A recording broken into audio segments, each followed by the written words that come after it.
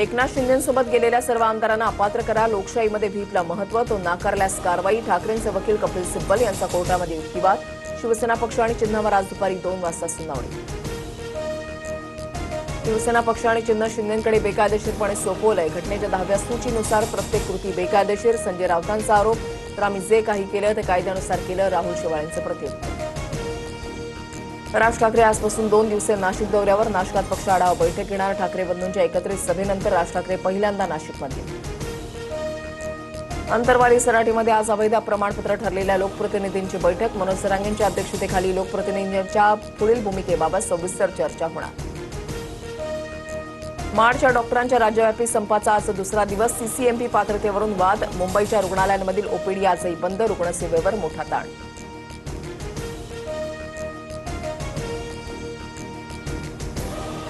ज्याची पत्रकार परिषद त्यानेच बोलावं. बीडमधल्या पत्रकार परिषदेवरून सुनील तटकरेंनी धनंजय मुंडेंना सुनावलं. सुनेत्रा पवारांना बीडमधील गुन्हेगारीबाबत पत्रकारांनी प्रश्न विचारल्यानंतर मुंडेंनी रोखलं होतं.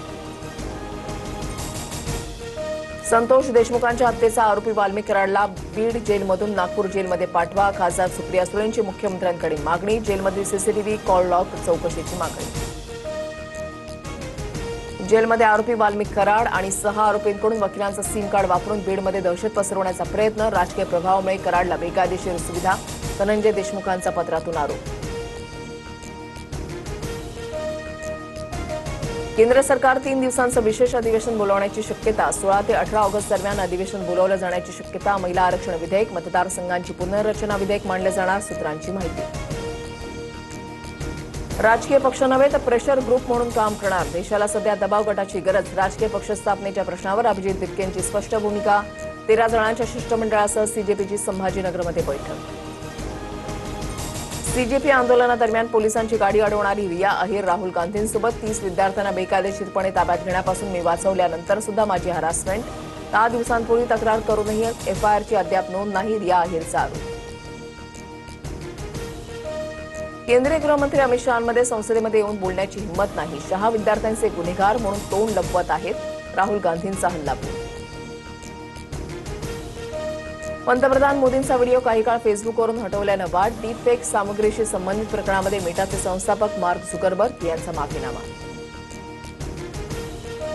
भाजपा आमदार अमरीश पटेलांच्या ट्रस्टला मुंबईतील 16 एकर जागा देण्यास आदित्य ठाकरेंचा विरोध. मुख्यमंत्री फडणवीसांना पत्र लिहित भूखंड वाटप आणि एनओसी तातडीनं रद्द करण्याची मागणी. तर पारदर्शक पद्धतीनं आम्हाला टेंडर मिळालंय, पटेलांनी आरोप फेटाळले. पुणे विषारी दारू प्रकरणामध्ये सीआयडीची मोठी कारवाई. मुख्य सूत्रधारासह 9 जणांवर मोकोका. 21 जणांचा विषारी दारूमुळे मृत्यू. आरोपी भीमराव लोंढे संघटित टोळी चालवत असल्याचं समोर. 500 रुपयांमध्ये चाइल्ड पोर्नोग्राफीच्या व्हिडिओची विक्री. छत्रपती संभाजीनगरमधील धक्कादायक प्रकार. कारवाईच्या भीतीनं आरोपींकडून अटकेपूर्वीच क्लाउड स्टोरेजवरील तब्बल 3041 व्हिडिओ डिलीट. नालासोपाऱ्यामध्ये खड्ड्यांनी हैराण. लोकांचा उद्रेक. थेट सहाय्यक आयुक्ताचीच गाडी भरस्त्यामध्ये रोखली. अंबरनाथमध्ये खड्ड्यांमध्ये मनसेचं मूनवॉक आंदोलन. तर नाशकात मंत्री महाजनांच्या आदेशानंतर खड्डे बुजवायला सुरुवात.